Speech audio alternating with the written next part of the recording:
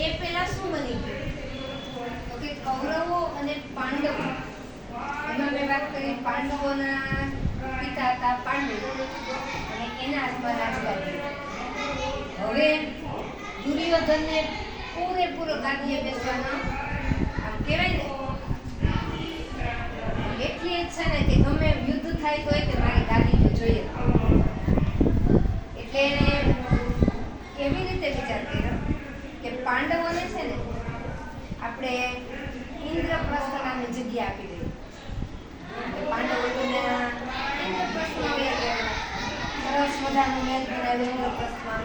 આજે પણ દિલ્હીમાં જોજો, દિલ્હી યાત્રા તમે નથી કરી, આપણે જ્યારે ગયા દિલ્હી યાત્રા ત્યારે કુતુબ મિનાર છે ને બાજુમાં ઇન્દ્રપ્રસ્થ નામની જગ્યા છે.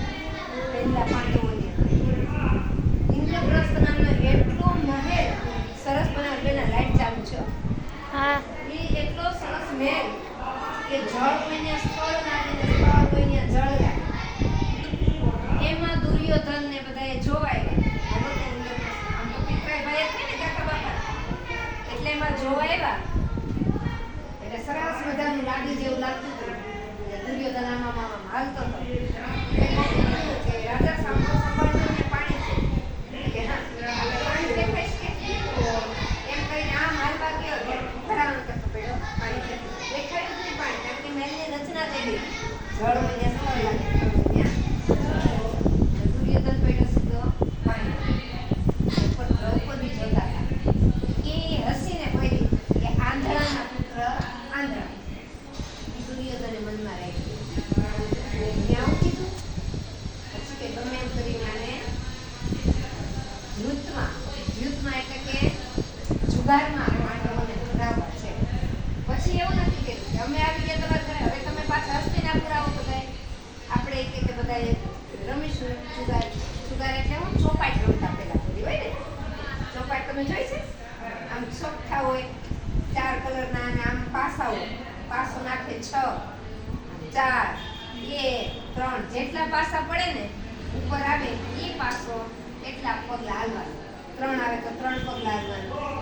4 જણા રમ્યા ગેમ. તો એમાં કૌરવ અને પાંડવો ચાલો આપણે હસ્તિનાપુર બધા આવ્યા પાછા પાંડવો મળવા. શકુની મામા તો હતા જુગારમાં હોશિયાર કે આને હરાવીએ અને પાંડવો તો કે અમારા તરફથી પાસા કોણ ફેંકશે? મામા શકુની તો જે ધારે ઈ કરી હતી પાછો ઈ જ આવે. 6 બોલે તો 6 આવે, 3 બોલે 3 આવે, 1 બોલે 1 આવે. એમાં રમતા યુધિષ્ઠિરને લગભગ બધું એનું હારવા માંડ્યા. યુધિષ્ઠિર કારણ કે તો જે ભાગમાં હોય પાસા પડે ને તો મામા શકુની તો ધારે પાસા પડતા હતા. એટલે કૌરવ બધા જીતવા માંડ્યા. ધીમે હાથી ઘોડા દાસીઓ રથ બધું હારવા માંડ્યા. પછી કે તમારો મેલ છે ને ઇન્દ્રપ્રસ્થ એ મૂકી દો. હારે કે મારું ઇન્દ્રપ્રસ્થ. પછી હવે તમારી પાસે કાંઈ ન રહ્યું. યુધિષ્ઠિર કે અમારી પાસે કાંઈ નથી, હાલો બધું હારી ગયા. એમ નહીં કે તારા ભાઈઓ તો છે કે હાલો મારા ભાઈઓને મૂકું એક પછી એક. સહદેવ નકુલ અર્જુન ભીમ એને એક પછી એક કરે. ઈ હારી ગયા તમે હવે મારા દાસ થઈ ગયા. આ બાજુ પછી હવે કે યુધિષ્ઠિર કે હું એકલો વૈતો આ કે તુંય દાવમાં મૂકી દે. એને દાવમાં મૂકી દીધા તો શું થયું? પોતે હારી ગયા. બોલે કે હવે કે મારે કાંઈ નથી થતું. હજી તક દ્રૌપદી છે. દ્રૌપદીને કે તું જુગારમાં મૂકી દે. દ્રૌપદીને જુગારમાં મૂકી દે. દ્રૌપદીને હારી ગયા. ઓલાને તો મગજમાં હતું જ કે દ્રૌપદીને ગમે એમ કરીને જીતીને મારી દાસી બનાવી. હવે આ કે દ્રૌપદી હવે આપણી દાસી થઈ ગઈ. કૌરવો તો એટલા બધા ઉછાળા મારવા માંડ્યા. બોલાય દુર્યોધનને કે દુશાસન, નાના ભાઈનું નામ દુશાસન, દ્રૌપદીને બોલાય આવો. દ્રૌપદીને ભરી સભામાં લાવ્યા અને દ્રૌપદીને વસ્ત્રાહરણ કરવા માંડ્યો. કોણ? દુશાસન. દુશાસન ત્યાંની સાડી ખેંચી લે ભરી સભામાં એટલા બધા વડીલોની વચ્ચે. દ્રૌપદી તો પહેલા તો ના પાડે ને કોઈ પોતાની વસ્તુ થોડી ખેંચવા દે. પણ કે હવે તું અમારી દાસી છો. 5 ભાઈઓ બોલવા જાય તો કે તમે અમારા દાસ છો, તમે અમારા નોકર છો, તમારાથી કાંઈ ન બોલાય. દુર્યોધને કોઈ ઊભા જ ન થવા દીધા ને દ્રૌપદીની એટલી મશ્કરી કરી દ્રૌપદીએ વડીલોને વિનંતી કરી, પણ વડીલો કાંઈ બોલી શકે એમ હતા નહીં, કારણ કે બધાય દુર્યોધનના જ રાજમાં રહેતા હતા, એટલે વડીલો કાંઈ ન બોલ્યા. છેવટે દ્રૌપદીએ કોને યાદ કર્યા? શ્રી કૃષ્ણ ભગવાનને યાદ કર્યા.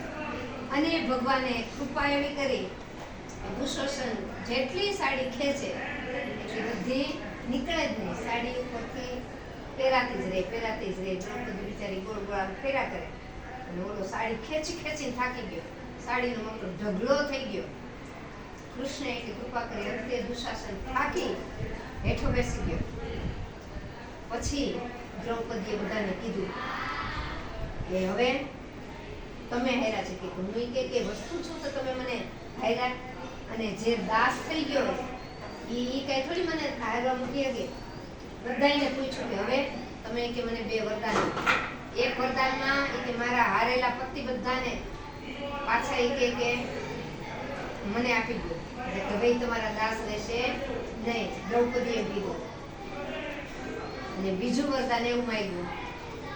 પછી દ્રૌપદીએ એવું કીધું કે હવે અમારે અમારું રાજ્ય નથી જોતું પાછું, પણ એને કીધું કે તારા સહિત બધા વનવાસ આપી દો. 12 વર્ષનો વનવાસ પછી નક્કી કર્યો, અને 13મા દિવસે કે જો પાછા પકડાઈ જાવ 13મા વર્ષે તો પાછા ફરી પાછું 12 વર્ષનો વનવાસ છુપાવે છે રહેવાનું, 12 વર્ષ.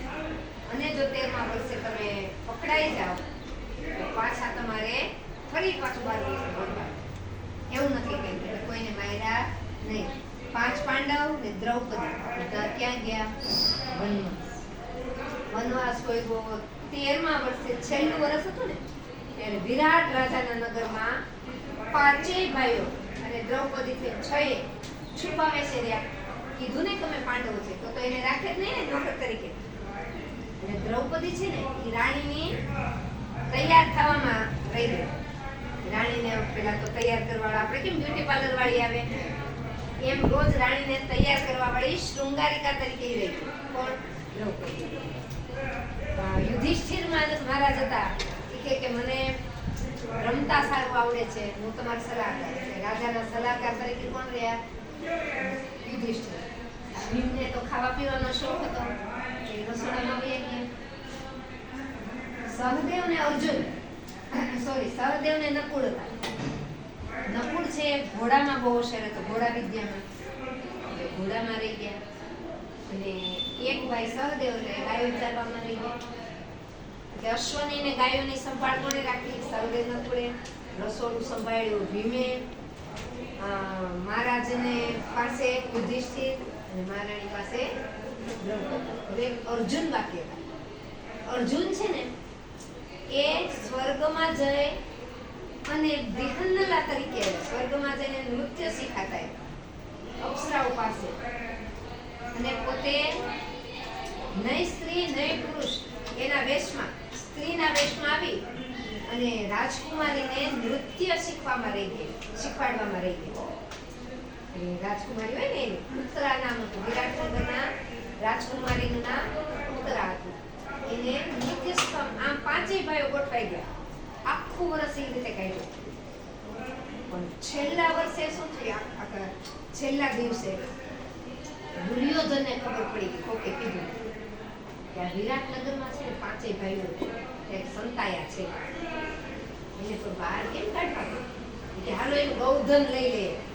એટલે ગૌધન એટલે ગાયો ચલાવતા હોય ને, એ ગાયો બધી પેલા તો ગાયો એ ધન ગણાય, જેની પાસે જેટલી વધારે ગાયો એટલે એ પૈસા વાળે. અને રાજમાં તો ગાયો પુષ્કળ હોય. બધી ગાયોને દુર્યોધનના સિપાહીઓ હકતા હતા. એટલે રાજકુમારને બધા વાત આવી કે કૌરવ આપણા ગૌધન લઈ જાય છે. અને રાજકુમાર કે મને જવા દે. રાજકુમારને યાર કોણ ગયું? અર્જુન. અર્જુન યાર હું આવું કે તારે એકલાથી આ નહીં માને. અર્જુન કે અર્જુને જેવું ધનુષ માર્યું એટલે ઓળખી ગયો કે આ તો અર્જુનનું જ ગાંડીવ છે. અર્જુનના ગાંડીવનો અવાજ કે હસતો રે નહીં. અર્જુનના ધનુષનું નામ ગાંડીવ હતું, કે અર્જુનનું જ ગાંડીવ છે એમ કરી અને કે તમે પકડાઈ ગયો. આ કે અમે હજી પકડાણા જ નથી, તો હવે યુદ્ધ કરો, એ જ કલ્યાણ છે. કૌરવ અને પાંડવો માટે દ્રૌપદી કે ભીમે તો વ્રત લીધું હતું કે જ્યાં સુધી દુશાસનની છાતીનું લોહી લઈને દ્રૌપદીના કેશમાં નહીં લેપન કરું ત્યાં સુધી કે દ્રૌપદી કેવું વાળ બાંધીશ નહીં. એને વાળ છૂટા રાખ્યા હતા 12-13 વર્ષ. ત્યાં દુશાસને એને અપમાન કર્યું હતું ને, ભરી સભામાં એનું ચીર વસ્ત્રાહરણ કર્યું હતું. એટલે કે આ દુશાસનને તો મારી જ નાખવાનું, એનું લોહી જ મારા વાળમાં રહેશે, પછી જ કંઈક હું મારા વાળ બાંધીશ એવી એને પ્રતિજ્ઞા લીધી હતી. આ બધા યુદ્ધ માટે તૈયાર જ હતા, પણ તોય કે આપણે છેલ્લી વાર કે યુદ્ધ ન થાય એવો પ્રયાસ કરીએ. એટલે આ પાઠનું નામ છે અંતિમ પ્રયાસ. હવે આપણે પાઠ શરૂ કરીએ છીએ. પાઠનું નામ શું છે? અંતિમ પ્રયાસ. એટલે હવે કૃષ્ણને કહે છે, કૃષ્ણ કહે છે કે તમે એકવાર હસ્તિનાપુર જાઓ અને જો દુર્યોધન માને તો આપણે યુદ્ધને રોકી શકીએ. કારણ કે યુદ્ધ તો કઈ સારું નહીં. તમે અત્યારે જો છો કેટલા દેશો વચ્ચે યુદ્ધ આવે છે, કેટલાય માણસો મરે છે, કેટલું ઈંધણ બગડે છે, કેટલાય બોમ્બ વિસ્ફોટ થાય છે, કેટલાય મકાનો ધરાશાયી થાય છે, કેટલાય બાળકો અને સ્ત્રીઓ રખડે છે. ખબર છે ને યુદ્ધ થાય છે એટલે યુદ્ધ એક જાતનો વિનાશ જ છે. એટલે કૃષ્ણ કહે છે હું અંતિમ પ્રયાસ કરી આવું. જો દુર્યોધન માને તો આપણે યુદ્ધ કરવું નથી એમ કરી. અને આ પાઠનું નામ છે અંતિમ પ્રયાસ. આ પાઠ આખો સંકલિત છે, જોઈએ. હાલો એક પછી પાછું